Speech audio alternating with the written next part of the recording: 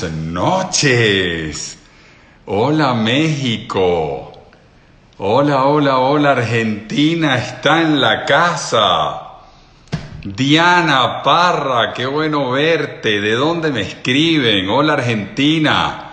Venezuela, ¿de qué parte? Borges, un abrazo, 19. Hola Morsa 0609, ¿cómo están?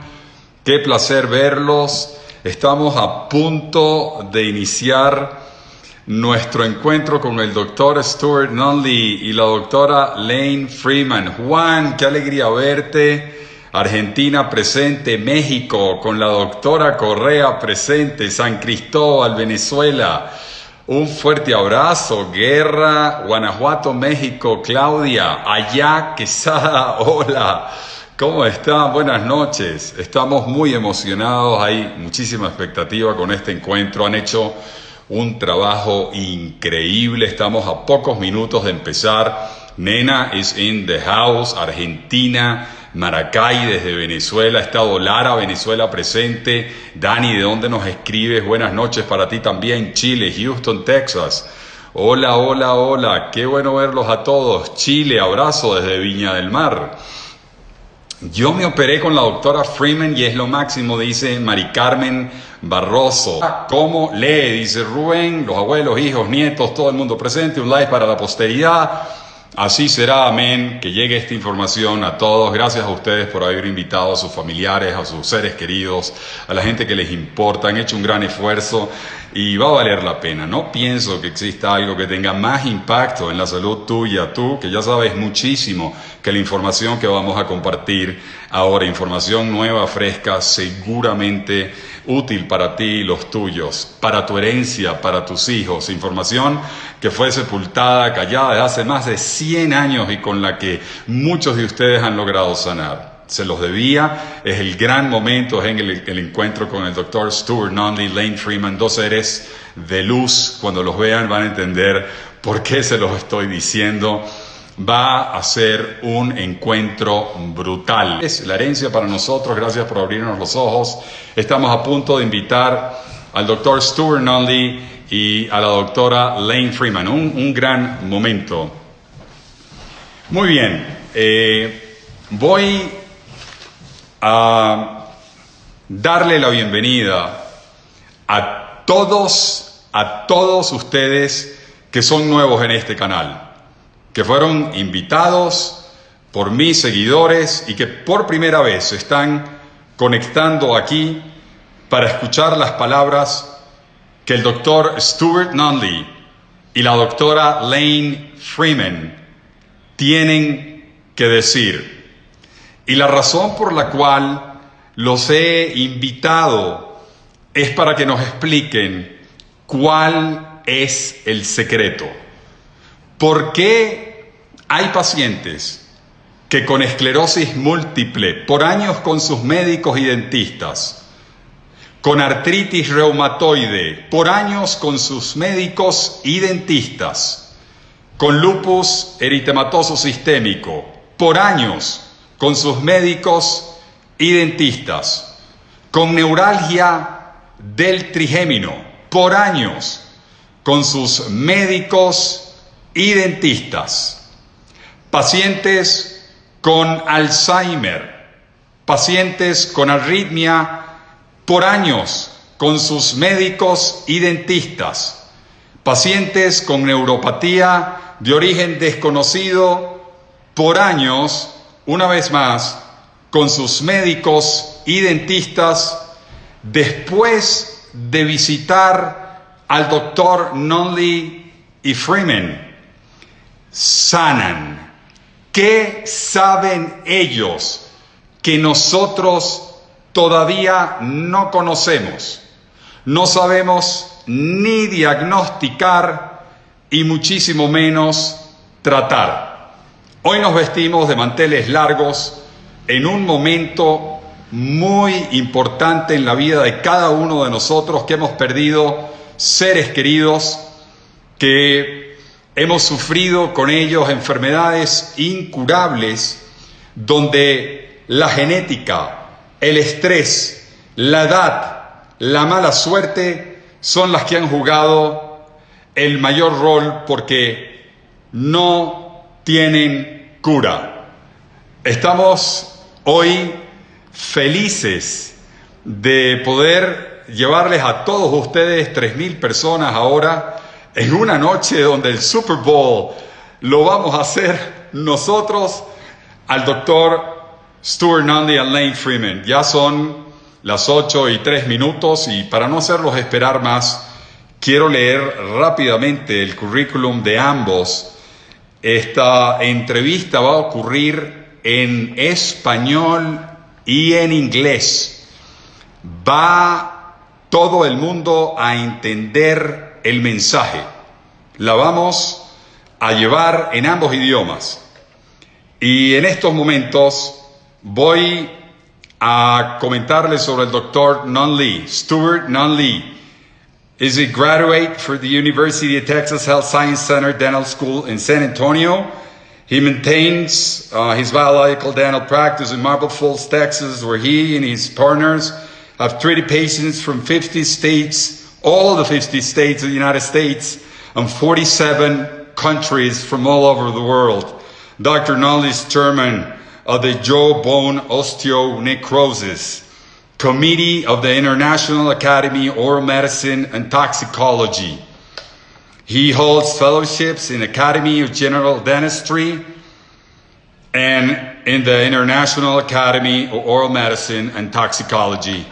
Dr. Nunnally is board certified in naturopathic medicine and is board certified in biological dental medicine. He's licensed in intravenous dental medicine. He is a member of the American Dental Society, and he serves on the teaching of faculty Academy of Comprehensive Medicine and the American College of Medicine and Dentistry. Ahora, rápidamente en español, el doctor Nunnally está en Marble Falls, tiene su clínica, está graduado en la Universidad de San Antonio en Texas. Su clínica está en Marble Falls y desde ahí ha visto pacientes de todos los estados de los Estados Unidos, de los 50 estados y de más de 47 países del mundo. El doctor Nunnally es presidente de la Comité de Osteonecrosis de Mandíbula de la Academia Internacional de Medicina Oral y Toxicología. El doctor Nunnally está certificado en medicina naturópata y medicina holística integrativa. Sirve como profesor en todas estas academias y va a estar con nosotros. Está ahead of the curve in every aspect of what I call brave medicine, the medicine, heart medicine of the future. La doctora Lane Freeman tiene muchos años trabajando con él, también graduada de la Universidad en San Antonio. Ha llevado muchísimas horas de educación en el campo de la biología dental y está certificada en sedación consciente intravenosa. Está acreditada por la Academia Internacional de Medicina Oral y Toxicología. Es miembro actual del Instituto de Implantes Americanos de Odontólogos y la Asociación Americana Dental y del Corazón de Dentistas de Texas. Sin más esperar, vamos directo a invitar ya al doctor Stuart Nunnally y Lane Freeman. Vamos ahora mismo.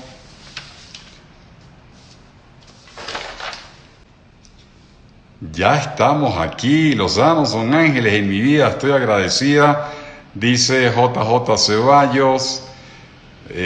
Amén, amén, gracias por todos los mensajes. Tania Anzola está con nosotros. Dr. Nunnally, if you're there.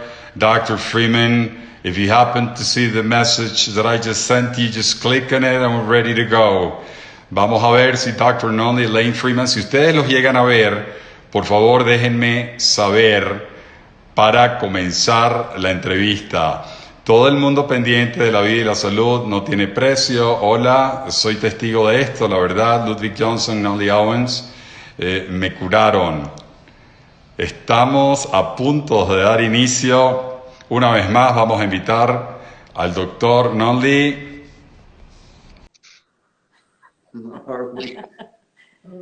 We made it. Oh, that's great. Thank you. Dr. Nunnally, Dr. Freeman, thank you for being with us tonight. Thank you for having us. We're delighted. Listen, there's tons of people gathered here to see how come, what's the secret? People with MS, Hashimoto's, trigeminal neuralgia, people with their own medical doctors for years, they go to your place and they heal. Aquí hay muchísima gente reunida esta noche para ver cuál es el secreto. La gente con hipotiroidismo de Hashimoto, neuralgia del trigémino, lupus, artritis reumatoide, por años con sus médicos y sus dentistas, van a la oficina de ustedes y se curan. ¿Cuál es el secreto? But before we get into that, I just thought it'd be nice to go back in your story. Life seems like a storytell sometimes, and there are some aha moments in life in which something happens and you literally change the course of your destiny. What happened in each and every one of you that made the change to start working outside the box, or what you call biological dentistry, or what I call hard, brave, true medicine? Pero antes de llegar a hablar de eso, yo quisiera que por favor entráramos en la historia de cada uno de ustedes. ¿Qué pasó en la vida de ustedes en el pasado que empezaron a tratar la medicina fuera de la caja, a ir en contra del sistema, a hacer lo que ustedes llaman medicina biológica?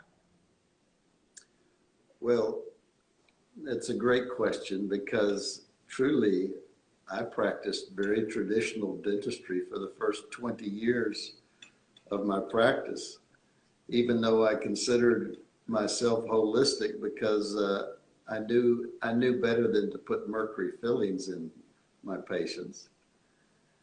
But, you know, I got sick 22 years ago, and it looked like I had a very disabling neurological disease. We thought I had ALS.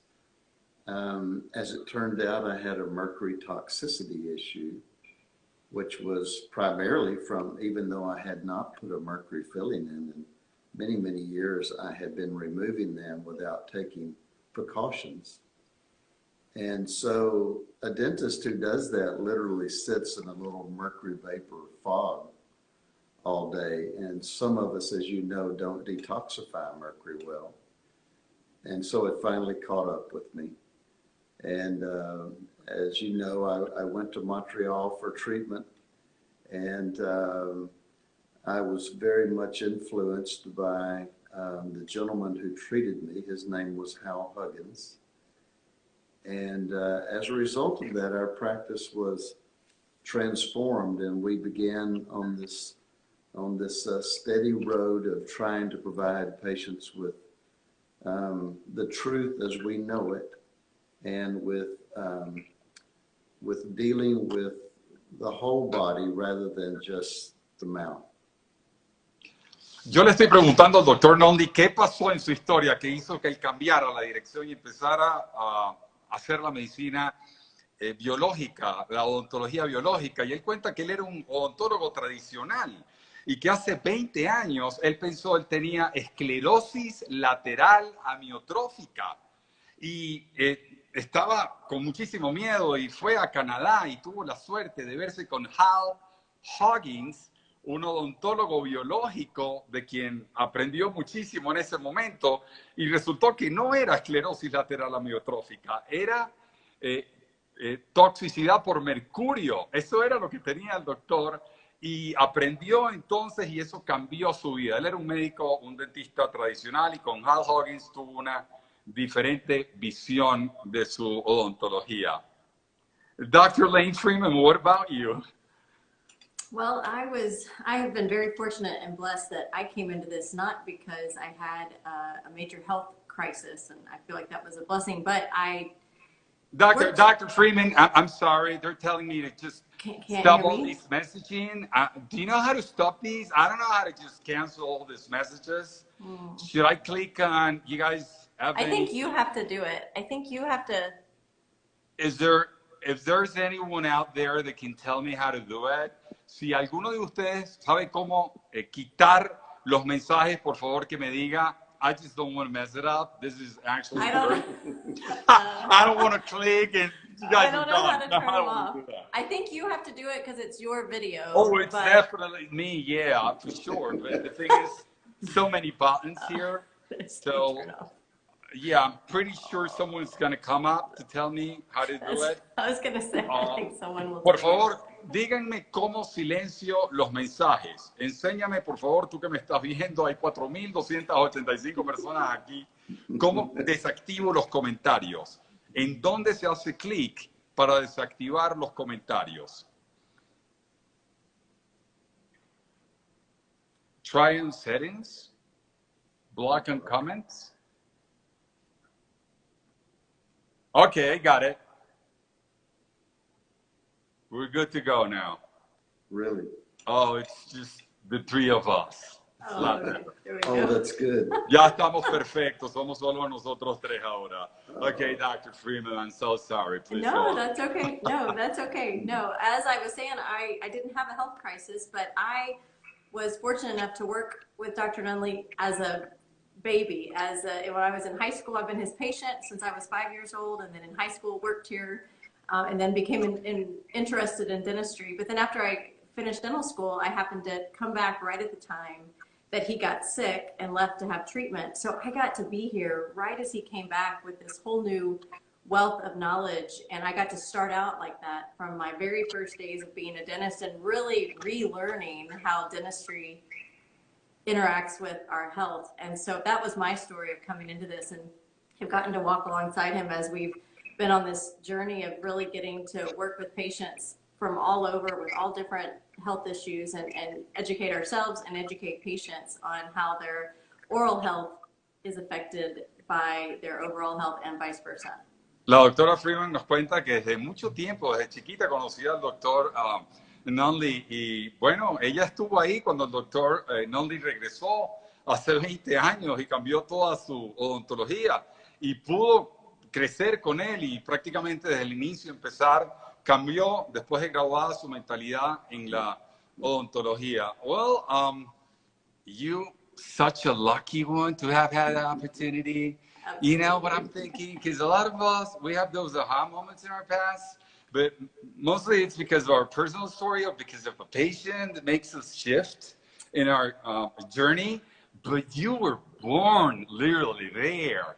Yo le estoy contando a la doctora Freeman que qué suerte tiene que el doctor Nunnally la agarró desde chiquitica, apenas se graduó, la agarró, porque para muchos de nosotros es algo personal o es un paciente que viene. It's not every time, people ask you, where do you study? Where do you go to school? As if you were taught something different. It's the same pensum. It's the same academy. It's the same learning everywhere. When you start thinking out of the box, you learn from mentors and from things that are sometimes not allowed as being spoken aloud. Y yo le digo a la doctora Freeman, la gente siempre está pendiente, ¿y dónde estudiaste? ¿Y tú qué hiciste? Pero el pensum siempre es lo mismo. En realidad uno aprende porque un paciente te cambia la vida o por una experiencia personal que te cambia la vida. And you do your own research when that happens. Pero la doctora Freeman had the opportunity to have a mentor next to her. She was little, pero la doctora Freeman tuvo esa oportunidad de tener un mentor desde que estaba pequeña. So this is like, you take it from me and I take it from you, and that's so beautiful, and that's what's happening right now, because I gotta tell you, I'm so emotional right now because there's tons of people watching you guys that are, you too are their heroes. I gotta tell you these. Hay mucha gente ahorita pendiente de ustedes, que ustedes dos son sus héroes because you literally changed their lives. You have given them their lives back, literally. And we're going to find out later on what I'm talking about. They're here, they're shouting. But, okay. Le estoy diciendo a la doctora Lane Freeman que aquí hay mucha gente feliz y que agradecidos por ellos dos, que son sus héroes, que literalmente le devolvieron la vida. Y que yo quiero saber cuál es el secreto, cómo lo hacen. So I thought it'd be great to start talking on probably root canals. Yo pensé que tal vez era una buena idea empezar hablando sobre endodoncias, canales, root canals, tratamientos de conducto. How do you like it? Well, we used to like it a lot until we became familiar with research that was published over 100 years ago.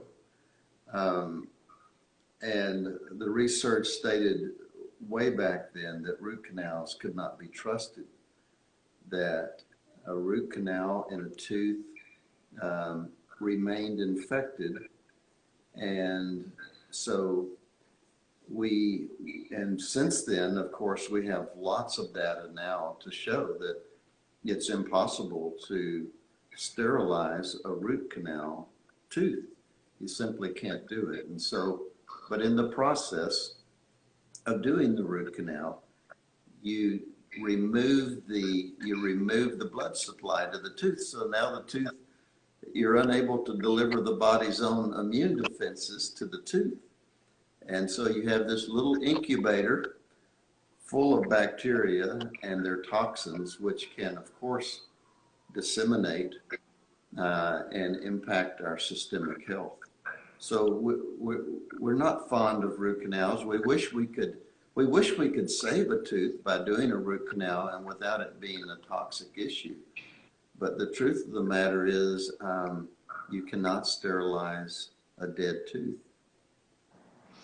El doctor Nunnally me dice que ellos eran fan de root canals, de endodoncias y de tratamientos de conducto, solían hacerlas, pero después vieron la ciencia dura de que era imposible mantener limpio, sin infección, un órgano que está desconectado del cuerpo, un órgano que no tiene arteria, vena ni nervio y que está en la boca, se va a infectar por más de que lo limpies.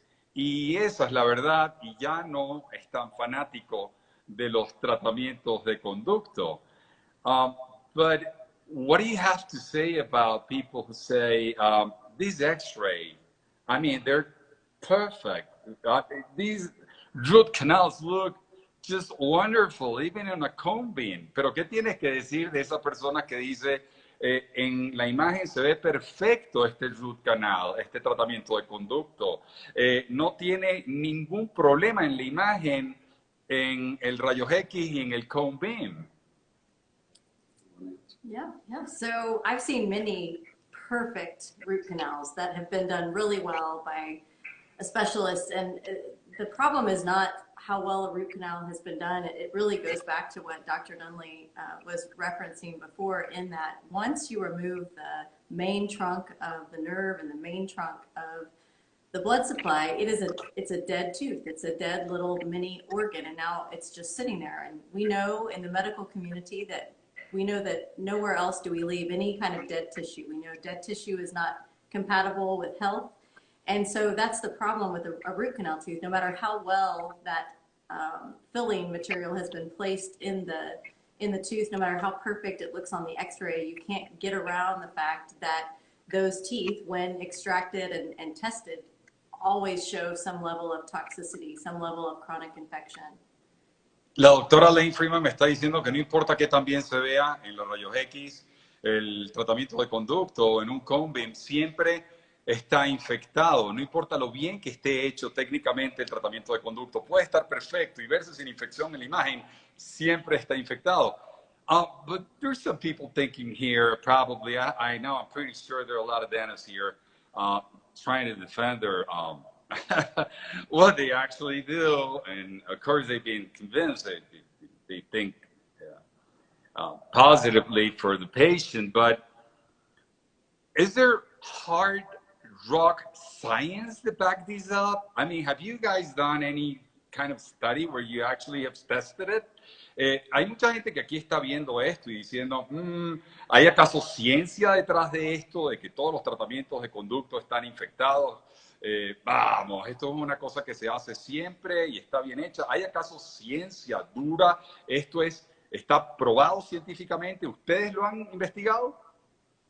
Yes, there's hard data, and I've even put some of that data on our own website. We've condensed some of that data so that patients don't have to search the literature, but we know that there are many, many papers now that demonstrate that you cannot get a root canal system sterile and that it can pose a threat to other systemic health issues. I think in particular, well, it's interesting how there are even articles today that would suggest that root canals not only can cause autoimmune issues and rheumatic issues, but even issues, if you can imagine, psychological issues like depression. When you get these concentrations of bacteria and their toxins together, which are very well known now in the literature, they can produce a wide range of systemic health consequences. El doctor Nunnally me está respondiendo que sí, que hay data científica muy fuerte y que la tienen mostrada en su website, en su internet, en su página que más tarde vamos a mostrar, y que no solamente aumentan la probabilidad de enfermedades cardiovasculares o autoinmunes, también condiciones emocionales por culpa de las toxinas que se liberan de estos tratamientos de conducto. So does it mean that we're all at risk? I mean, we all do have, I mean, we all, maybe not you guys, but we do have root canals and I'm doing great. I mean, I don't feel emotional, as you just said, Doc, and I think I'm in good shape. Esto quiere decir que todos estamos en riesgo. Yo tengo tratamiento de conducto ahorita, doctor, pero yo me siento bien. Yo no tengo ninguna enfermedad que yo sepa. So I have a lot of patients that say the same thing, and that's why you have to look at every person individually. So I definitely have some patients that have a root canal that on an x-ray looks good, doesn't appear to have a secondary infection or an abscess. And so we talk about that their particular immune system, it's not because the root canal doesn't have any infection, it's that their immune system at this time seems to be functioning and processing those toxins appropriately. It doesn't mean that it isn't a burden on their immune system, but their immune system just happens to be functioning well. And there are some patients who, I've got some 80-year-old patients that have root canals, don't appear to have any major medical issues. And then again, I'll have a patient who said they were fine and perfectly healthy and then had a root canal and their health immediately began to crash. So everybody is individual and we have to approach it like that. It's not a blanket diagnosis. La doctora Freeman me está aclarando que, bueno, ella tiene, es una pregunta muy común. Ella tiene muchísimos pacientes que tienen tratamientos de conducto y siempre lo dicen, mira, yo me siento bien, y que cuando ella los analiza y los ve, dice, no, mira, aquí tienes un absceso y tu sistema inmunológico está peleando eso. Y hay veces que no hay ni absceso mayor, pero... Y hay gente que llega a 90 años con los tratamientos de conducto sin ningún problema. Es como cualquier otra cosa. O sea, hay gente que sí, hay gente que no. Pretty much like the cigarette, right? People who smoke, they reach 90s in perfectly healthy state. But we're not going to say health, it's healthy to smoke, right? I agree with that. Yo le estoy diciendo, bueno, igual que hay gente que fuma, que llega a los 90 años, pero no vamos a decir que fumar es cigarrillo de sano. But what's the data on cardiovascular risk with root canals? ¿Cuál es la información con el riesgo a infarto cardiovascular con los tratamientos de conducto? ¿Cuál es la relación que puede haber? Well, you're certainly at much higher risk of cardiovascular event or also of cerebrovascular event of stroke if you have a root canal treated tooth. But there was an interesting study done just 2 years ago that showed that if a root canal treated tooth had an abscess that you could see on it on a cone beam or a regular x-ray, that the patient had if this is interesting, it's hard to believe this, but they had a 560% increased risk of a cardiovascular event than if they did not. And when you look at root canals worldwide, there have been 17 studies to determine how often root canal treated teeth develop these infections. And 40% of the root canal treated teeth worldwide develop these infections that predispose the patient to this incredible risk of a cardiovascular event. I'm not feeling that well right now with all that knowledge. El doctor Nunnally me acaba de decir que uno tiene 500% más probabilidades de un evento cardiovascular, un infarto, un accidente cerebrovascular isquémico, con tener un tratamiento de conducto, que en la imagen se ve el absceso. En la imagen puedes ver, en la rayos X, puedes ver que tiene un absceso. Esas personas, que son el 40% de un estudio de 17 que se hicieron en el mundo entero, tienen 500% más probabilidades de tener un infarto. You know, Doc, I'm thinking cholesterol, high blood pressure, take this pill, exercise, meditate, veggies, but that wasn't in my radar.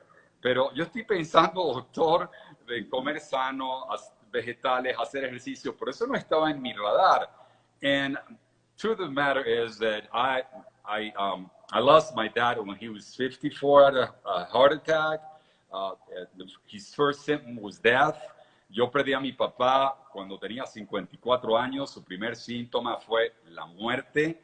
And I'm thinking about him, and his mouth full of root canals. Y yo estoy pensando en él, y tenía su boca llena de tratamientos de conducto. And I do have one. And if I had known this information, y si yo hubiera tenido esta información, when they were going to get me that root canal, cuando me iban a hacer ese root canal, I would say, no, I don't want the root canal done on me. Is that fair to say that in the future, we should be having formal consent, like, hey, you should know this, don't you think? Is that fair to say? Yes, absolutely. I'm sorry, didn't mean to interrupt you. I think that's important. If there are some other dentists watching, it's never a judgment on a dentist if they're trying to take care of their patient. But it is important to have all the information. And so anytime we have a patient come in and either they already have a root canal or maybe they have a tooth that has an infection and it's hasn't had a root canal before, we're going to give them all of their options because the patient needs to be informed of the risks and benefits on both sides because it's either have a root canal or have the tooth extracted. Both of those are irreversible treatments. You can't undo a root canal and you can't undo taking a tooth out. So it is so important to give patients all the information, and especially with extractions, we have to give the patients, it's very accepted that we give them lots of information about extractions. But with root canals, that's never been the standard to tell them, you know, you can have a root canal, but here are the potential hazards and here's what a root canal really is. And so just like you said, informed consent is really important because not many patients, after you tell them all that potential hazards with a root canal, decide to have one. Yo le estoy diciendo al doctor Nunnally y a la doctora Freeman que yo no me siento tan cómodo con esta información. 500% más infarto. Mi papá murió de infarto cuando tenía 54 años. Su primer síntoma fue la muerte. Y a mí me hicieron años después un root canal, una endodoncia, un tratamiento de conducto. Si yo hubiera sabido esta información, yo hubiera dicho, yo no quiero el tratamiento de conducto. Y les estoy preguntando, ¿no ven que en el futuro sea necesario implementar consentimiento informado, que le deben de decir al paciente mira, te podemos hacer el tratamiento de conducto. We can do the root canal to you, pero these are the risks. Pero estos son los riesgos. Do you accept it? Y la otra opción es que te saquemos la muela. ¿Qué quieres? ¿Salvar el diente muerto? What do you want? Save the dead tooth? Or you wanna have an extraction? Porque hay veces, it seems to me that we're saving the tooth, we're killing the patient. Meaning, for those people that really die, I mean, of course, it's not everyone that's going to die, but for those people, it's 100%, right? For me, if it's me, it's 100%. Porque parece que estamos salvando la muela, pero estamos matando al paciente. Digo, no todo el mundo se va a morir, pero para la persona que sí le va a ocurrir 500% más infarto y se va a morir, al verle salvado la muela, implicó la muerte, perdido la vida. So, it's very important to clarify that, and I thank you for that. Very important. So how do we know if we have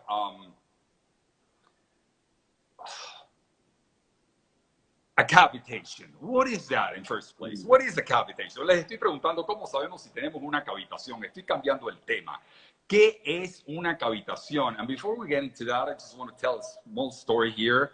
Antes de empezar en esto, quiero contar una pequeña historia. Yo no sabía qué era una cavitación. Back then, I never knew what a cavitation was. Y yo me encontré con la información de Dr. Nunnally. Y yo me encontré, I came across with Dr. Nunnally's work. And so I have this patient with trigeminal neuralgia. Y tengo este paciente que me está consultando por neuralgia del trigémino. First time with his knowledge. Por primera vez con el conocimiento from Dr. Nunnally. And so I knew what a cavitation was. I just had known, I learned that from him. Y en ese momento acababa de aprender qué era una cavitación. So I say, well, you know, you need a cone beam. Y le digo, tú necesitas un cone beam. Seguro tienes una cavitación que está produciendo tu neuralgia del trigémino. I'm pretty sure you got a cavitation that it's making that pain happen. And so, sure enough, this lady gets a cone beam. Y rápidamente esta paciente se hace un cone beam. And so I say, well, I don't know anything about this, but you probably have it, I'm pretty sure. Yo no sé nada de esto, pero go find your dentist and tell him. Busca a tu dentista y dile. And so she goes to her dentist, y ella va a su dentista y le enseña el cone beam. And she'd been to many dentists, right? And she had the worst mouth ever. But the dentist says, you got a perfect mouth. I mean, there's nothing wrong here. Y el odontólogo le dice, ahí no hay nada. Tu cone beam está perfecta. Ahí no hay nada. And I'm calling my cousin, who's a dentist, happened to be a dentist overseas, and I'm calling everyone, asking. And to my surprise, nobody knew about this. Everyone is saying the exact same thing. There's nothing there. It's perfect. And I'm like, oh my God. I knew it from Dr. Nunnally that they don't know about it. I couldn't understand that. How come? Y yo lo sabía por el Dr. Nunnally. No lo enseñan, no lo saben, no lo diagnostican. Y yo decía, ¿cómo es posible? So, short story, but please tell us, what is a cavitation, Dr. Freeman Nunnally? Well, a cavitation is a stagnant area in the jawbone. The jawbone has a poor blood supply to start with, and the jawbone can develop in these stagnant areas. They can develop an area where the blood slows to the point where bacteria can thrive. It usually happens where a tooth has been removed. And for example, if the tooth is removed and the bacteria from the mouth go into that hole, we may grow a little gum tissue over it and a little bit of bone, but we're left with an infection in the jawbone. And the jawbone is only one bone in the body that forms cavitations. There are, for example, the hip is a common area to develop a cavitation from trauma, and other bones as well that don't have a good blood supply. But the jawbones, the upper and the lower jawbone, are the most common. So it's a hole in the jawbone filled with bacteria and their toxins, and that's what can have an impact on our systemic health. Yo le estoy preguntando al doctor Nunnally qué es una cavitación. Y él me dice, es un pequeño agujero, hueco, en el hueso de la mandíbula, que también puede estar en otros huesos, frecuentemente también ocurre en la pelvis, y que se llena de bacterias que no respiran oxígeno, bacterias anaerobias, que producen las toxinas más peligrosas que pueden existir.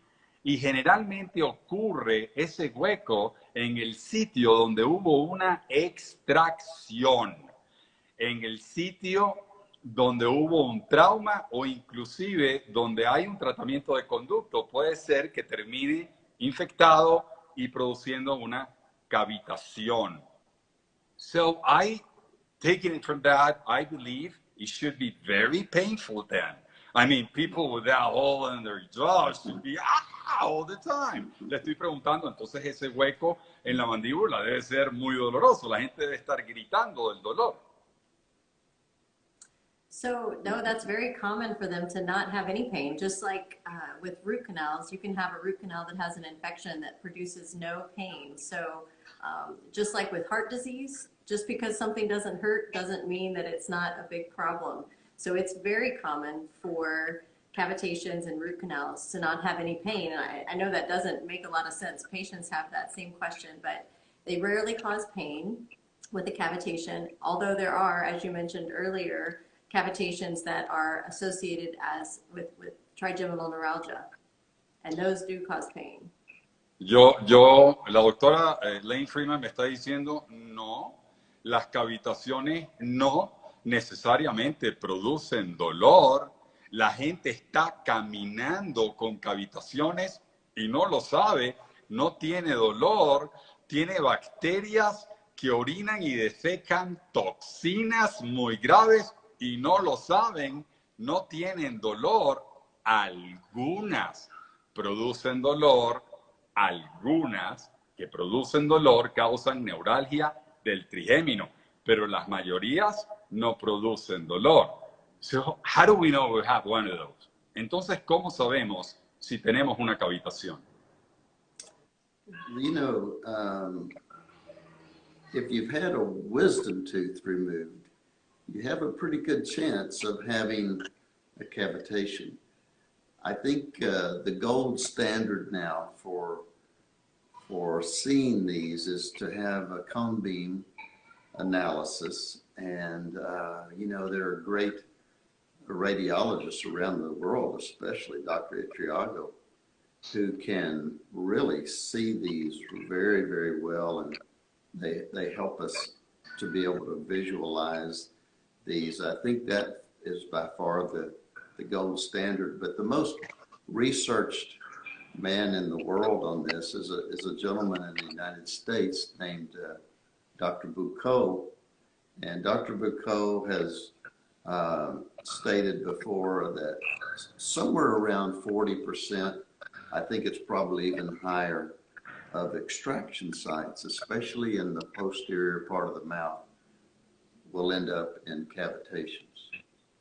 So what you're saying is that it's so common that 40% of people have extracted their wisdom tooth, teeth, have cavitations. Absolutely.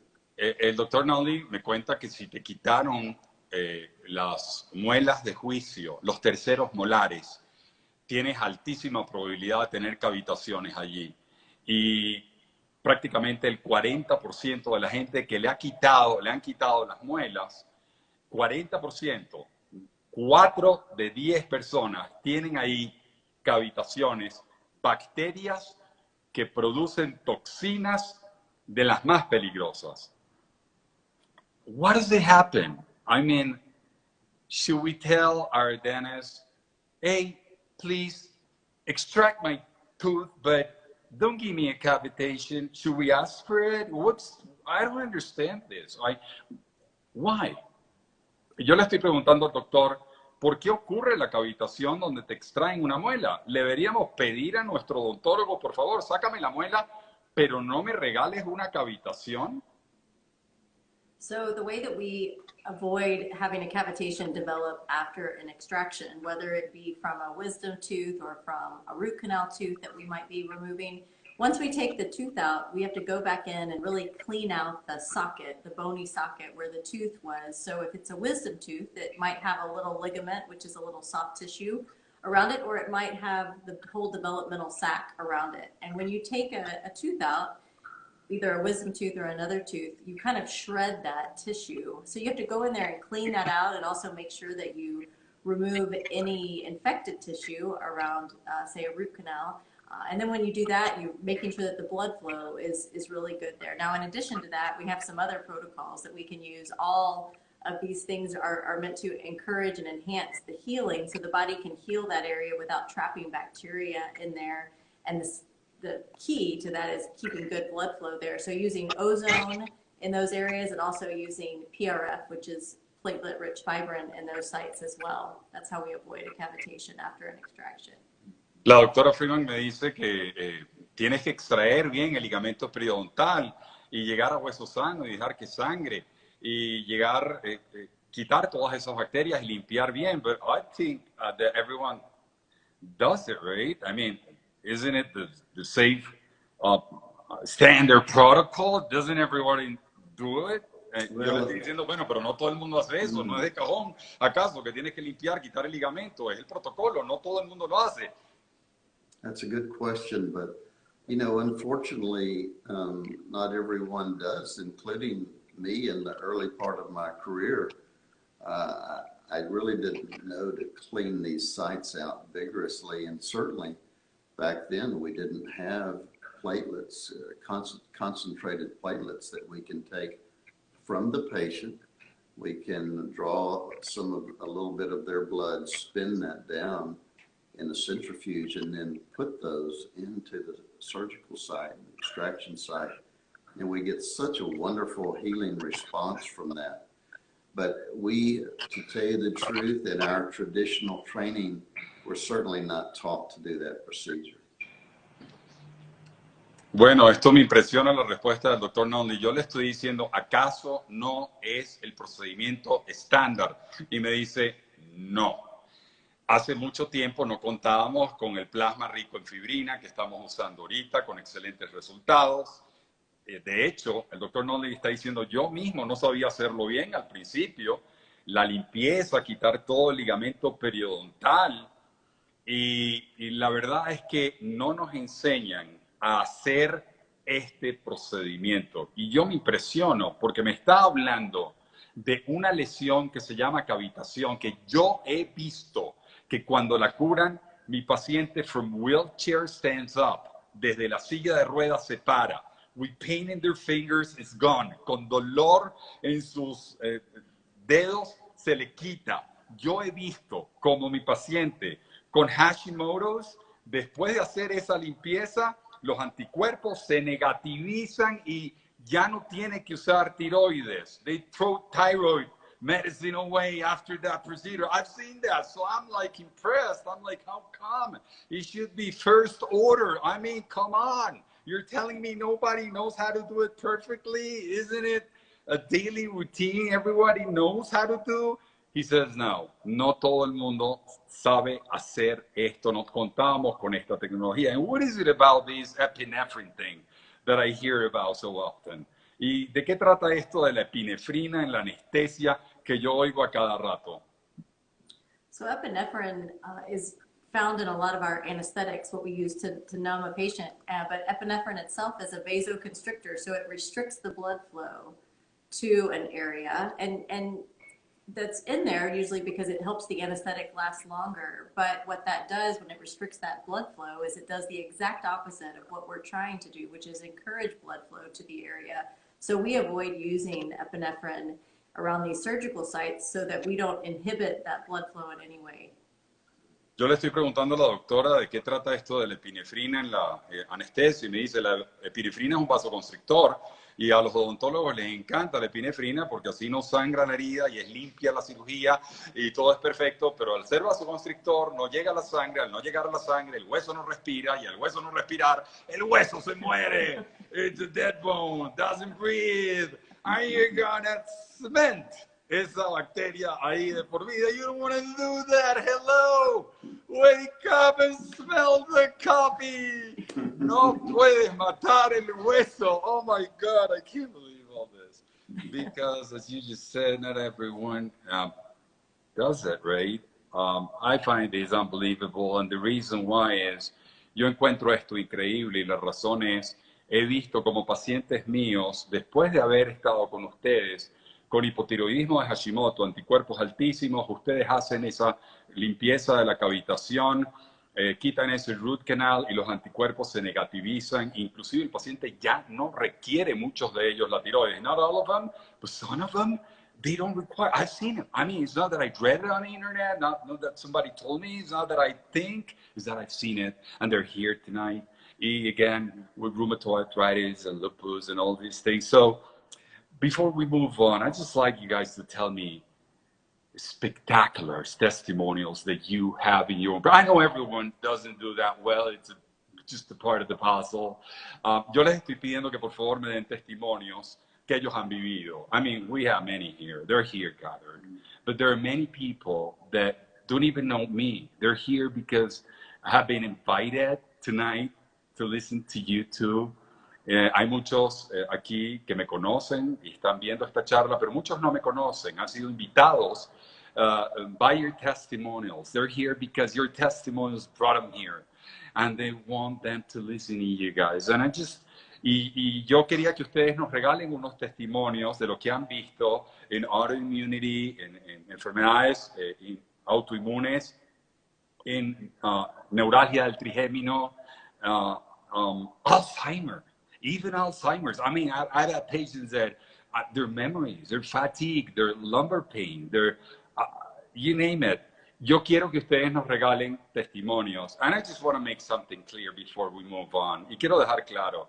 This is not the silver bullet for everyone. Esta no es lo que te va a curar a todo el mundo, but it's happened to some. Pero sí para algunos. Aunque no todo el mundo con quitarle un tratamiento de conducto o curarle una cavitación se le va a curar el lupus, se le va a curar la artritis. I'm not saying that. No estoy diciendo eso. But I've seen it happen. All I'm saying is I've seen it happen.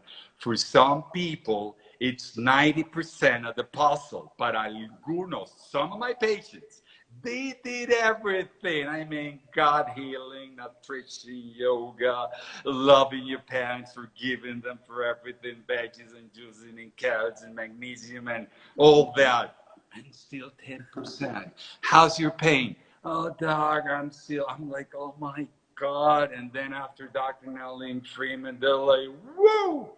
Dancing on the floor. They're back on the street. I'm like, oh my goodness. People gotta know this. Y quiero dejar claro, antes de empezar esto no es que tú te vas a quitar un tratamiento de conducto, te vas a curar una cavitación y ya se te va a curar el lupus o la miastenia gravis o el Sjögren o la psoriasis. No estoy diciendo eso. Estoy diciendo que yo he visto que en algunos de mis pacientes ha representado la sanación del 90% de sus síntomas. Muchos han dejado las medicinas, muchos en silla de ruedas se han parado, muchos ya no requieren ni siquiera medicamentos. Ha representado el 90%, en otros es el 10%. Es un asalto más y le estoy pidiendo al doctor Nunnally, Freeman, que me regalen los testimonios. Okay, please. Well, you see, people would not have a problem at all expecting some sort of a miraculous recovery if they had a wound on their arm or they had a large wound on their leg. And then if that wound were eliminated, they would expect that they might have some kind of marvelous recovery. The truth of the matter is somehow we've overlooked these wounds in the mouth. And those oftentimes have a toxicity that would rival any other kind of wound, even a gangrenous wound. And so when we eliminate that sort of toxicity, we oftentimes do see some really quite miraculous recoveries. It's not everyone, as you said, is going to have that kind of recovery because we never know whether it's 10% of the puzzle or 90% of the puzzle. But oftentimes, I would say most times, it is a part of the puzzle. And it does give people the opportunity, it gives their immune system the opportunity to respond. And please give us some examples. El doctor Nunnally me dice, es verdad, nunca sabemos quién va a ser el 10% o el 90%, quién va a tener una respuesta milagrosa, quién se va a curar de su enfermedad. La gente tiene grandes expectativas. Ciertamente, quitar un tejido necrótico en el cuerpo es quitarle un impuesto al cuerpo, al sistema inmunológico, y es mejorarlo en todo escenario. Pero nunca sabemos cuánto representa esa infección en todo su tema de la salud. Puede tener toxicidad por metales pesados, puede tener intestino permeable, puede tener parásitos, puede tener, I mean, you name it, everything. And this could be just a small part of the puzzle or a big part of the puzzle. Y esto puede ser algo pequeño o algo grande. We never know. Pero ciertamente, but certainly hemos tenido spectacular testimonials, some of them. And I'm asking him, y le estoy pidiendo que por favor me cuente testimonios espectaculares. And I'm asking him to give me spectacular testimonials. Well, so, you know, some of the most spectacular are patients who have rheumatoid-like symptoms or who have blatant rheumatoid. And it seems to me like dentistry and the infections of dentistry can have some of the greatest impacts on patients who have these rheumatic-type diseases. So lupus and rheumatoid are ones that respond very often. And we have seen patients who were wheelchair bound who are now doing fine. For the most part, their diseased tooth was one of the primary causes of their systemic illness. So we've seen that. We've certainly seen patients with Hashimoto's just within days, as almost a miraculous recovery. It's because those toxins love to go to the thyroid. We've seen, of course, patients who had seizures recover just by getting the mercury fillings out of their teeth. We've seen patients who have everything from vertigo to depression, have those sorts of things just go away within a matter of days to weeks after having their dentistry cleaned up. So it's we could really sit here for the rest of the night and talk about one recovery after another. We don't want to be braggadocious about that because we certainly have patients who don't completely recover, and it's very disappointing to us. But oftentimes dentistry has a big impact on their systemic health. Just Dr. Lane. Yeah, just to piggyback on that, I think we've both stopped saying there's no way that could be related, because we've seen some symptoms. Maybe a patient has a whole myriad of symptoms that don't have a diagnosis, maybe random pains in a neck or a shoulder or in a leg, and those completely resolve. And they didn't have a specific diagnosis because they'd been passed from doctor to doctor that thought they were crazy. And we've seen those changes happen, and we've been blessed to be a part of helping those patients do that. So there are many stories that we could sit here and talk about.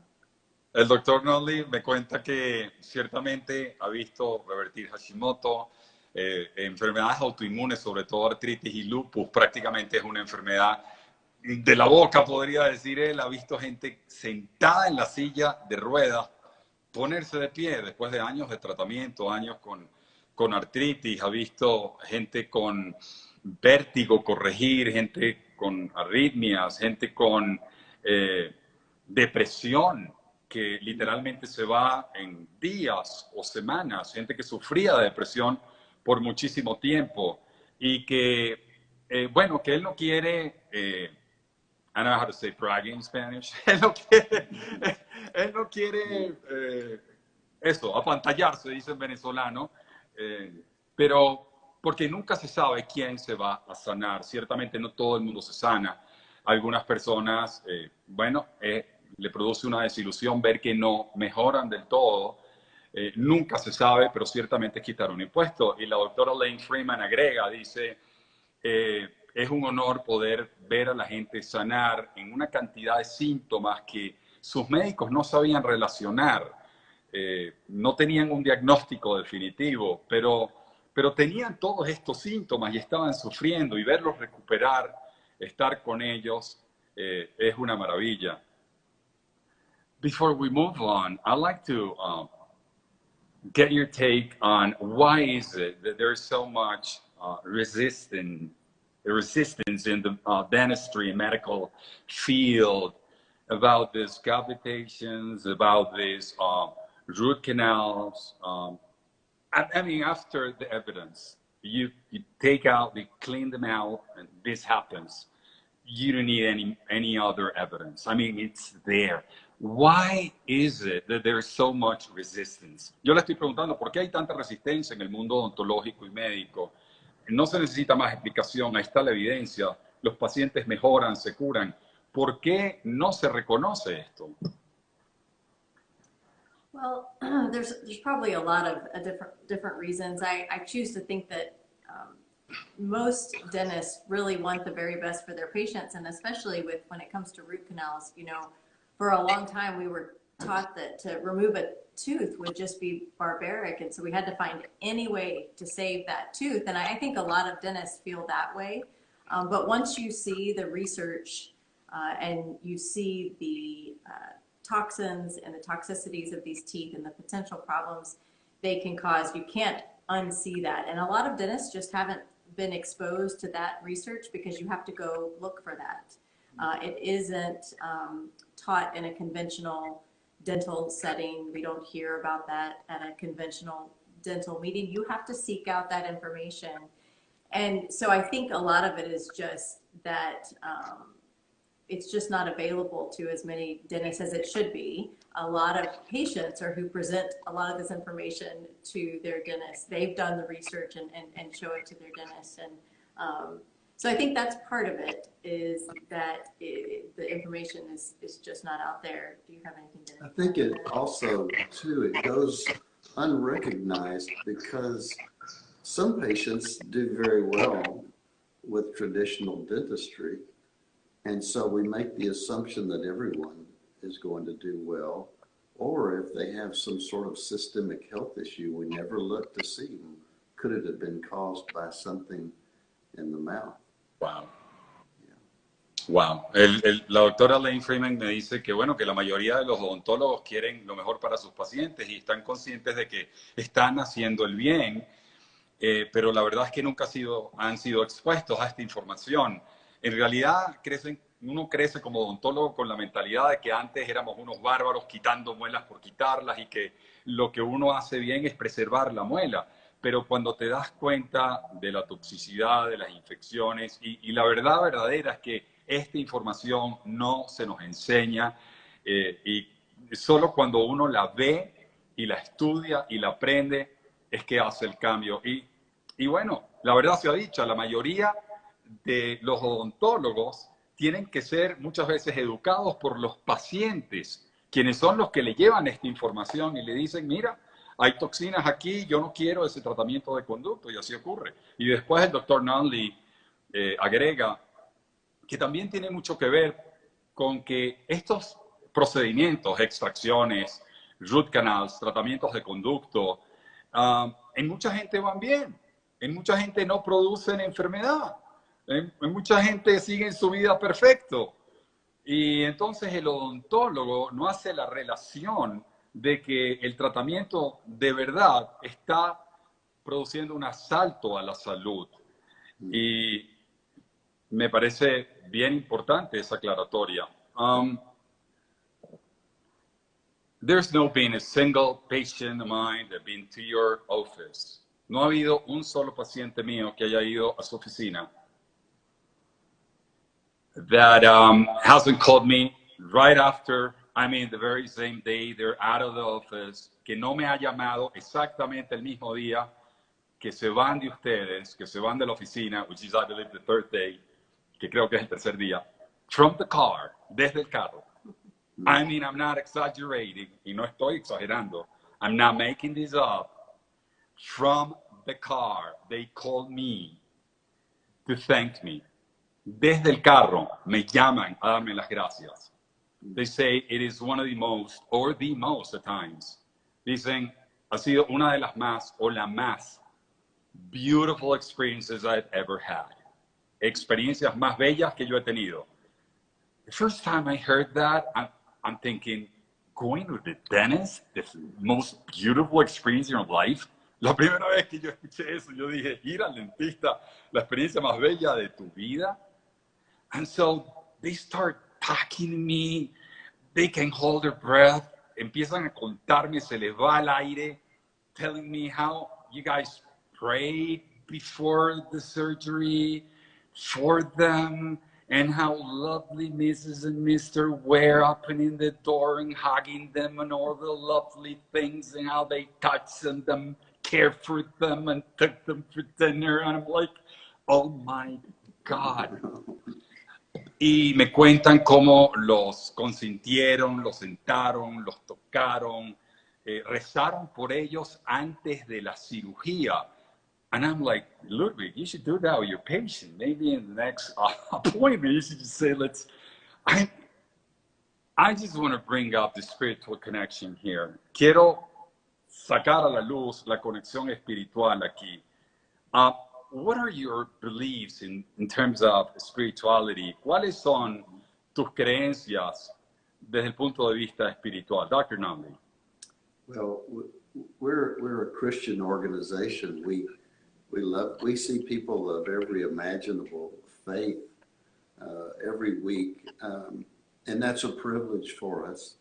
We love to treat people of all faiths, but we are very much a Christian organization, and as such, we are dependent on God for our discernment and for our knowledge, and and more than anything, and in fact, I think this is as important as the therapies that we offer and the surgeries that we can do, is that we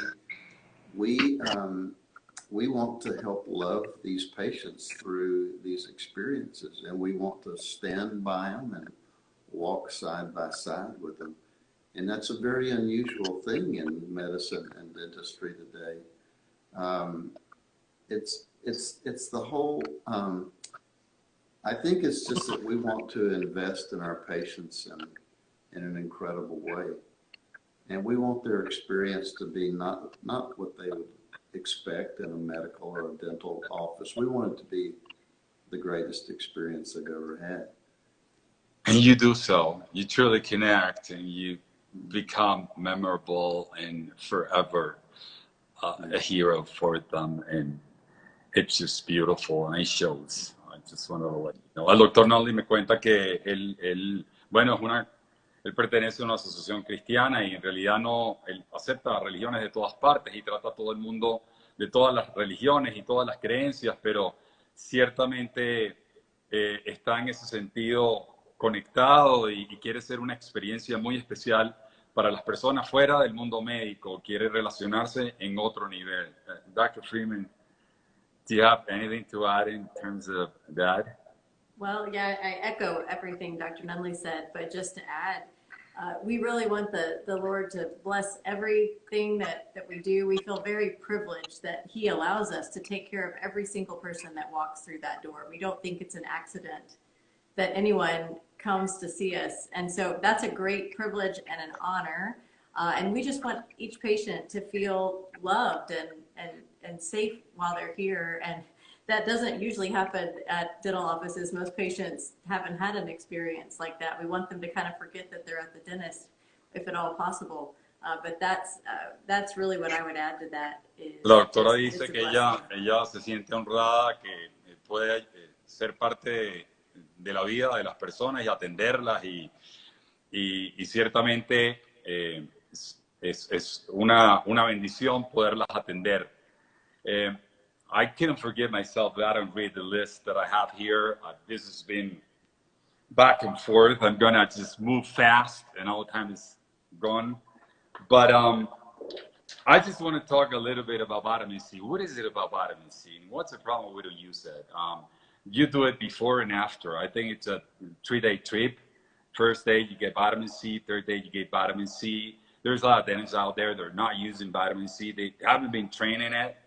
Some of my dentists, the ones that are following me, are now trying to mimic your protocol with great results, some of them. And they're using vitamin C. They just don't believe it, what they're seeing. Oh my God, unbelievable. They have anesthesiologists next to them saying, oh, I'm not leaving you. This is harmful, 25 grams. Oh, no. I got to see this. Maybe something's going to happen. I'd rather be here. ¿Qué es este tema de la vitamina C intravenosa antes y después de la cirugía? Ustedes lo hacen el primer día, el tercer día. ¿Por qué la usan? Well, vitamin C is a fabulous detoxifier, and we are dealing with some very, very potent toxins. And vitamin C by itself is not a great chelator of the toxins, but it helps amp up our glutathione, which God put in every cell in us. And then, of course, the glutathione can do its work when we have vitamin C levels up high. So we love to have it on board. And of course, there's study after study, thousands of studies on the efficacy of vitamin C, and especially as it relates to wound healing. We see wounds heal in a much shorter time than if we were not using vitamin C. El doctor Nunnally me está contando que con vitamina C ven una recuperación rapidísima. No es un gran quelador, pero ciertamente estimula la molécula que limpia de toxinas al cuerpo, que se llama glutathione, y con esa ven recuperaciones violentas. And what would be the problem, not only in recuperation terms? ¿Cuál sería el problema of not using vitamin C? Is there any risk of heart attacks or cardiovascular risk, like let's say 3 weeks after a dental intervention, if you don't use vitamin C or you're protected with it? Le estoy preguntando si hay un problema si no se usa vitamina C. ¿Hay acaso algún riesgo incrementado de algún infarto o accidente cerebrovascular isquémico si no se usa vitamina C? No, not with vitamin C. There have been, again, thousands. There's probably not a more researched supplement. No, I'm sorry. I didn't explain myself. I meant if I've heard that there are studies that have proven that the bacteremia that you get out of a dental procedure raises your cardiovascular risk for I don't know how many weeks after that. And it just, a thought occurred to me that maybe using vitamin C would prevent that from happening. What's your take on that? Yeah, I would definitely have to think it would improve a patient because we know it's going to help them detoxify quicker, more safely. The wound's going to heal more quickly. I know of no, I know there are very, very few published studies that have shown that vitamin C wasn't a help. The preponderance of the studies by far suggests that vitamin C is a tremendous help in detoxification and wound healing. Yeah. So, Yeah. La mayoría de mis pacientes, they show me pictures. La mayoría de mis pacientes cuando salen de ustedes me enseñan fotos de su cara y me dicen, mira, no estoy nada inflamada y en comparación cuando me sacaron esta pequeña muela y todo lo que me han hecho, mira cómo me puse. En cambio con Dr. Nunnally, Freeman, no me inflamé. Many patients of yours that they send me picture of their faces right after their procedures with you guys. And they say, look at me, I look normal, unbelievable. I had an extraction back then 10 years ago. I look like this big, and right now I'm doing so well. I know why. Probably it's all the whole thing, acupressure and all the things that you do. Dr. Freeman, what about ozone? I mean, there's a lot of practitioners out there that are not using vitamin C, but still they're not using ozone. What is it? What is it for? Hay mucha gente que ¿qué me puedes decir sobre el ozono? Hay muchos odontólogos que no están usando el ozono. ¿Por qué ustedes usan ozono? So ozone is a really important part of our protocol across the board in the way we do things in our office because it has so many different uses. So one of the most important uses would be that it is very antibacterial, antiviral, and antifungal. And so we can use it in a lot of areas that are infected either in the tissue but also in the bone. And we can use it to sterilize a tooth that maybe we're going to put a filling in. But when we use it with, in association with our surgical procedures, after we remove a tooth or clean out a cavitation, we're also using that to decrease inflammation and increase blood flow. So it's just such a great tool with so many uses, and it's very safe when used properly. El ozono lo usamos para desinfectar. I'm sorry. Yes, sir. No, and I love the fact that that Lane mentioned it increases blood flow, because we struggle in the jawbone with this lack of blood flow, but ozone opens up the vascular beds and we can see it immediately. We can inject ozone into an area, we can see that area begin to bleed robustly, which is what we need for an adequate healing. Maybe that's the reason why there's so many relapses or cavitation. You know, I've had patients that they're in Europe or they're in Asia, and they're like, what's my option? And they go to these biological dentists. They're very good, and they do these procedures. They're not using vitamin C, or they're using like 5 grams of vitamin C. They're not using ozone, but they're biological, and they know how to do it, and they're great and all this. And after 6 or 10 months, they have a cone being redone with Dr. Trago again, and they still have and no symptoms go away. And so they call back to it. I still have the same issue here. I mean, it's the same image. Dr. Trago says I still have my cavitation. They don't know what to say. They don't know how to answer. I'd like to have your comment on that. Are relapses common on cavitations? Le estoy preguntando porque yo le estoy preguntando por ozono y vitamina C, y me dicen, el ozono es excelente para quitar, el ozono es excelente para quitar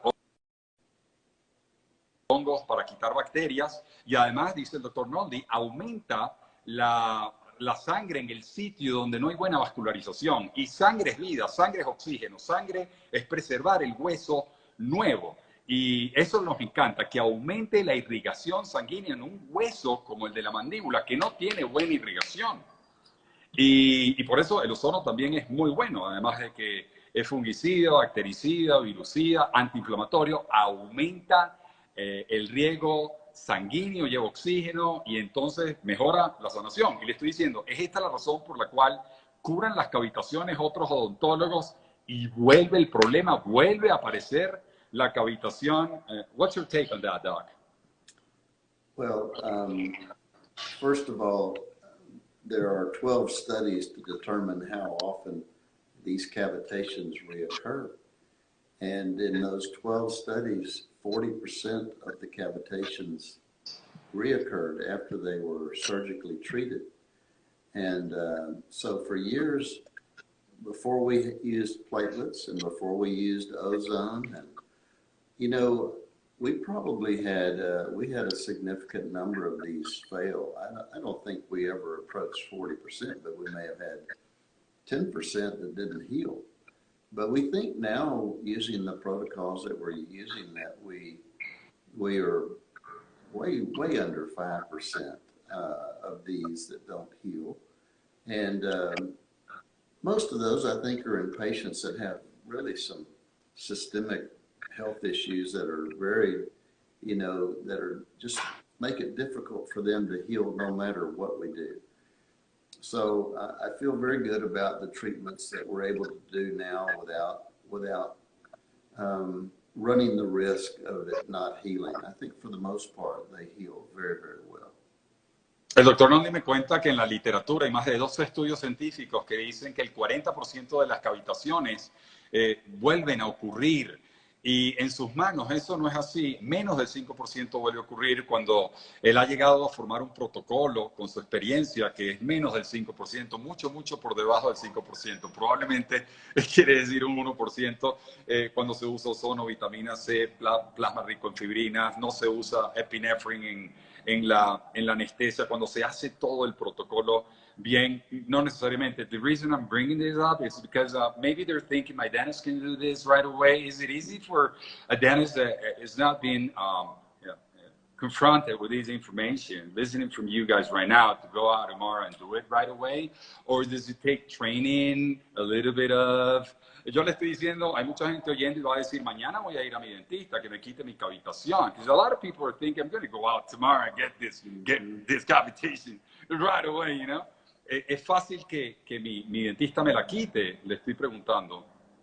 So it definitely requires some training on a few different levels. First of all, when we have a cone beam that has a report from Dr. Itriago, that is beyond helpful. But many of our patients don't have that cone beam report from him, and so we have to read the cone beam ourselves, and we've been doing that for years, and are very comfortable looking at a cone beam and identifying areas that appear to have cavitation. So that's one level of training that's required. And then just the technique of training, of getting into those sites, knowing exactly where to go and how to approach those and how to clean them out and how to know that you've got it cleaned out does require some training. So it's definitely not something that's a simple process, and not just anybody would want to jump on doing it, but you can be trained to do all of those things. La doctora Freeman dice que, sir? Yeah, no question. The training, this is not rocket science surgery. It's a surgery that people can easily be trained to do. But you wouldn't want to be having this sort of treatment done if the dentist hadn't had adequate training.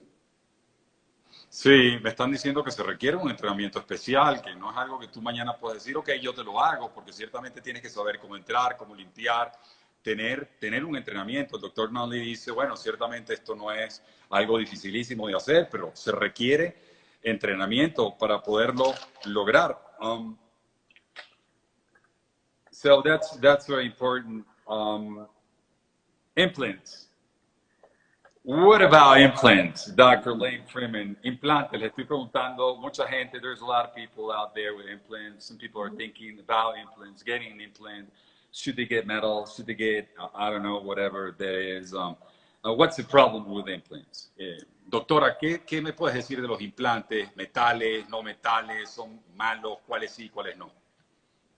So implants as a concept are a very good idea. You can replace a tooth, and it's with a non-living inert material.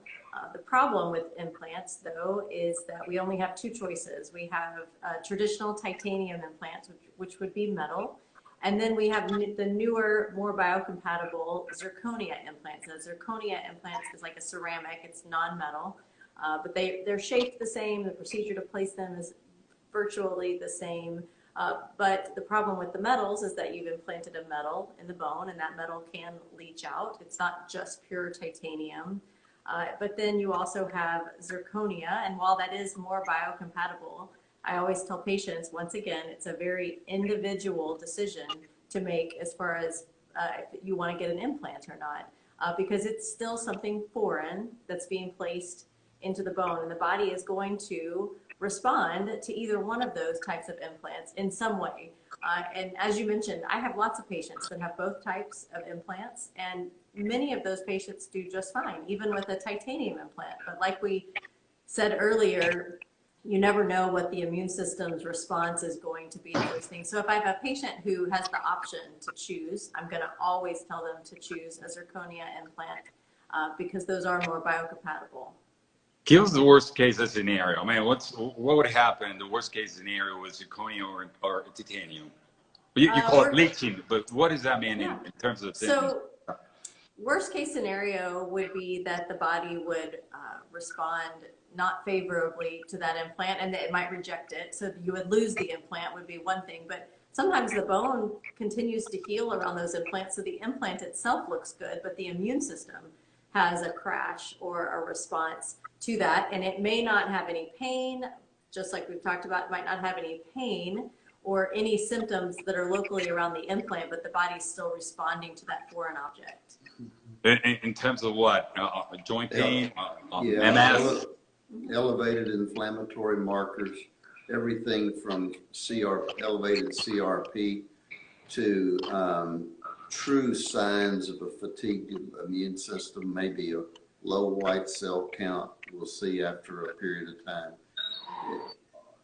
It's, you know, when you embed something into your body that doesn't have your own DNA on it, you're going to have some kind of immune response to that. And some people can handle that well, but we would not encourage anyone who has an immune deficiency or a real immune challenge, an autoimmune issue. We would never encourage someone to have an implant with those sorts of situations. I think you're really bargaining for a bad outcome. What if I had rheumatoid arthritis or lupus and I had an implant? Should you recommend to take it out of?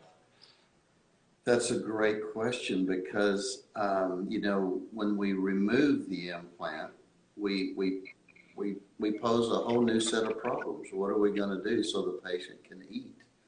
So it's really an individual issue. And if we have, for example, a patient who can report in their history, you know, I was doing fine until I had these implants placed, then we have, I think we have some criteria to go ahead and remove the implants. Others may report that their symptoms began long before their implants were placed and nothing's changed. Well, that would be a different patient. Good question. Yo les estoy preguntando sobre los implantes de titanio, de circonia, y la doctora Freeman me dice, todo lo que se meta en el hueso, el sistema inmunológico lo va a rechazar. A algunas personas les va bien, no sienten el problema, no van a tener ningún problema. Pero en otras puede representar un problema. Y el doctor Nunnally dice, sí, puedes ver los marcadores de inflamación sanguíneos elevados. Yo le pregunto, ¿de qué hablas? ¿De lupus, artritis reumatoide, alguna enfermedad autoinmune? Y el doctor me dice, Nunnally, inclusive puedes ver los leucocitos bajos, leucopenia. Y eso es muy frecuente. It's very frequent to see patients with leukopenia. They don't know what's going on, and they just come back and forth from their doctors, and what is it that's going on? And probably in their mouth. Y el doctor me dice, mira, ciertamente todo lo que se ponga aquí como implante, el cuerpo lo va a rechazar. Circonia es mi recomendación si el paciente quiere ponerse un implante. Hay veces donde se puede poner un bridge, un puente, otra cosa, dependiendo de la edad. Si la persona es tall, right, and maybe it's at the back of the mouth and they don't need it, it's a 90-year-old. Depende de cada persona. You wanted to add something in terms of that, Doc, Nunnally? No, it's just that it has to be a decision that's made individually for each patient.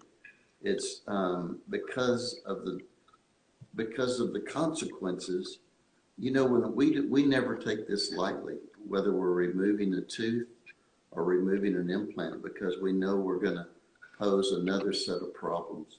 And so every patient has to be looked at individually. And porque yo le pregunté al doctor Nunnally, entonces, ¿qué pasa con un paciente que tiene una enfermedad autoinmune y tiene un implante de titanio? ¿Se lo quitas? Y el doctor Nunnally dice, no tan rápido, porque podemos causar otros problemas. Es una decisión individual. ¿Y cómo va a comer la persona? O sea, Ludwig, not so fast. O sea, todo esto tiene... Todo tiene que ser puesto en una balanza y estudiar al paciente. Someone is calling me. They don't know I'm alive with you guys. I don't know. All right, so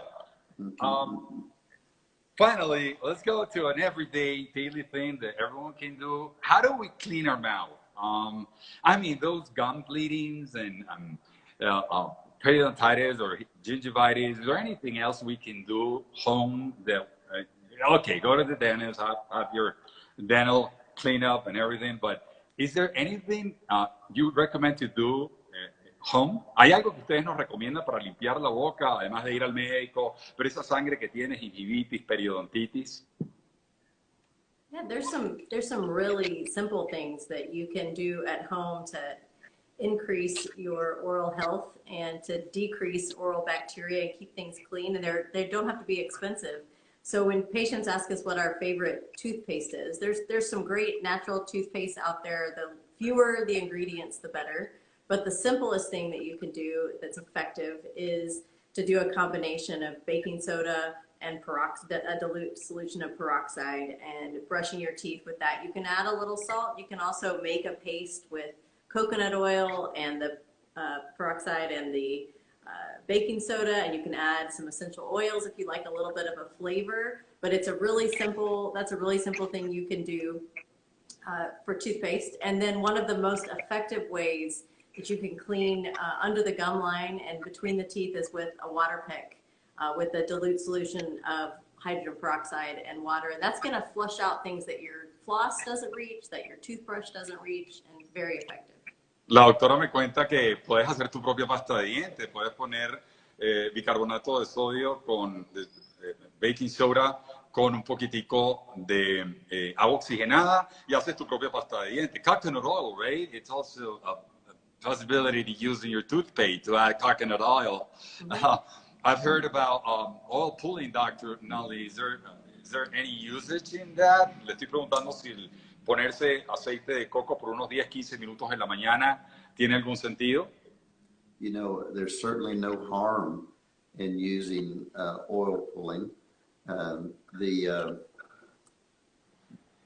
I'd say some of the very healthiest mouths that I've seen over the years are people who oil pulled. And so they're removing some of the harmful bacteria when they oil pull. And so we would recommend it. There aren't great published studies on that, but still, I think it's a very healthy little adjunct to use. Do you do oil pulling, Doc? ¿Tú haces oil pulling? I do. I tell the story that, you know, inevitably when I'm oil pulling, when I'm jogging or walking, someone comes up to visit with me while I'm...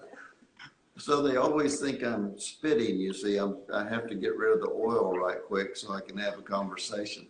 El oil pulling es una técnica de durar 10-15 minutos con una cucharadita de aceite de coco comestible en la boca por 10-15 minutos y después la escupes y te enjuagas con agua. Yo le pregunto al doctor si él hace oil pulling. Él dice que una de las bocas más saludables que ha visto es la gente que hace oil pulling.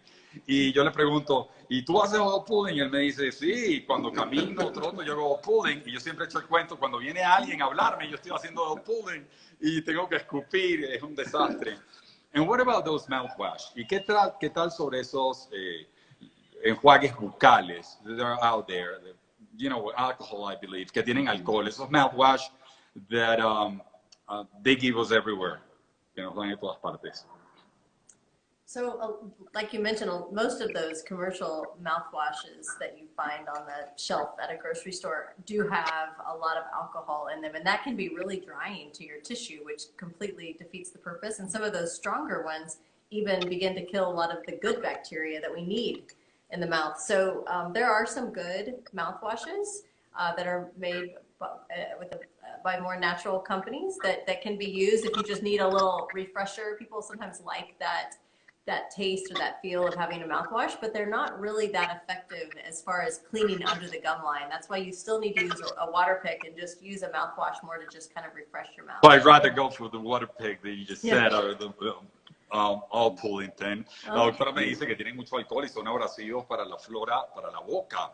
What does that mean, abrasive in the oral flora? What would happen if you do that over and over? ¿Qué significa eso, que sea abrasivo a las bacterias de la boca? ¿Qué ocurriría si lo sigues haciendo una y otra vez con ese alcohol? Well, you don't want to nuke the oral microbiome just like you don't want to nuke the microbiome of the gut. And those mouthwashes that have high concentrations of alcohol do that. They're very effective at eliminating bacteria, but many of the bacteria in our mouth are essential to health, not just our oral health. They're also essential to our systemic health. We need a good microbiome of bacteria in our mouth, and we do not need to eliminate all of them. Sí, el doctor dice, tú no quieres matar la flora buena que tienes en la boca porque la necesitas para tu salud. What about fluoride? Nuestras pastas de dientes tienen fluor, or the mouthwash when we go to the dentist. I think they give us this little glass with liquid to spit out, like to clean our mouth after a procedure, right? Does it have fluoride? I don't know. And then they clean your teeth. Is it fluoride again? I don't know. I'm just asking. Is it good? It can be, and we would be solidly opposed to that, because fluoride is an incredibly, well, it's the most active mineral on the entire periodic table, and the problem is it competes with so many other beneficial, I don't want to get too technical here, but for example, iodine is in the same family as fluorine or fluoride, and fluoride will outcompete iodine for the thyroid every time. So we don't want to introduce a toxic element like fluorine into our body when we're so dependent on iodine, not just in our thyroid, but in every cell in our body. So we would not be in favor of iodine.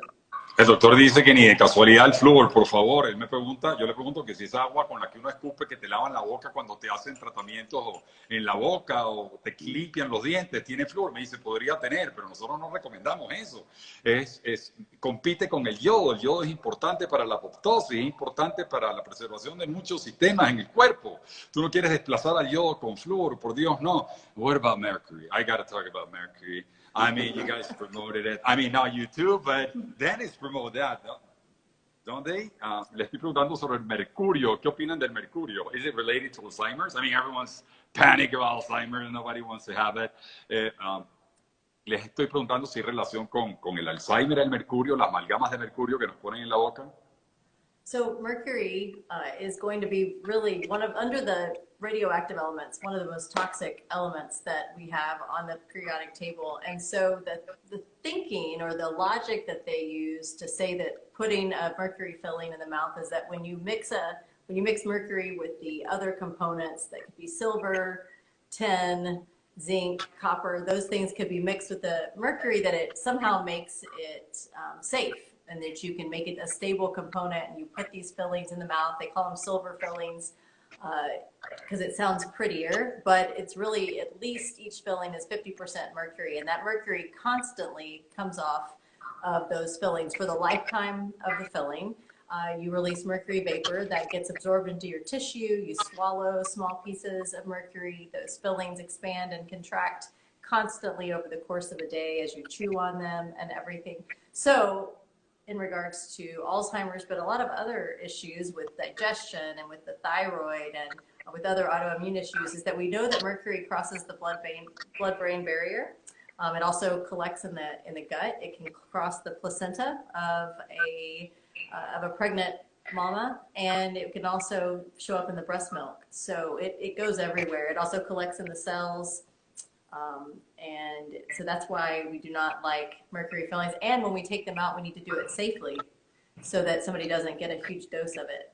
La doctora dice que el mercurio, bueno, es una neurotoxina y que ciertamente el razonamiento ontológico es que ahí no hace nada porque se mezcla con otros metales y se va a quedar ahí y no va a ser tóxico. Pero la verdad es que se libera con cada mordisco, con cada té que te tomas, con cada café, cada taza caliente. Se libera y se riega por todo el cuerpo, se riega por todos los órganos y cruza la barrera hematoencefálica, llega al cerebro, y no solamente Alzheimer, con muchos problemas en el intestino, está relacionado con cáncer, con muchas otras cosas. Así que, dice la doctora Lane Freeman, hay que removerlo de la forma segura. Hold it there, I don't understand what that is, because I had my minds removed back then when I was like, I don't know, 20 years old. We took them out the easiest way. It was a beautiful day. Boom, boom. I just have beautiful teeth back.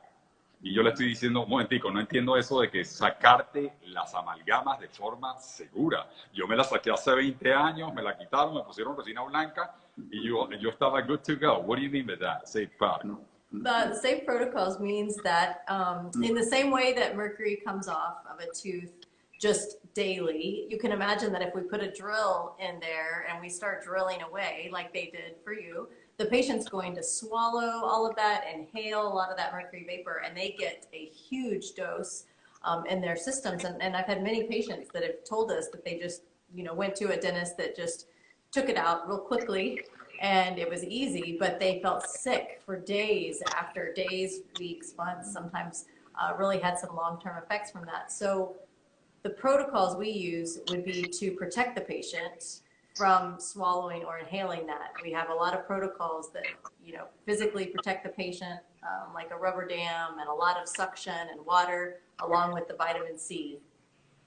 There's a lot of people listening now, and they're thinking, I'm going to take these out tomorrow. I don't want to have Alzheimer's or any of that. But now they're like, whoa, what should we do then? Should they wait, find a dentist just like you guys? Or should they take it out, telling them, hey, do it cautiously, cut the whole piece and take it out.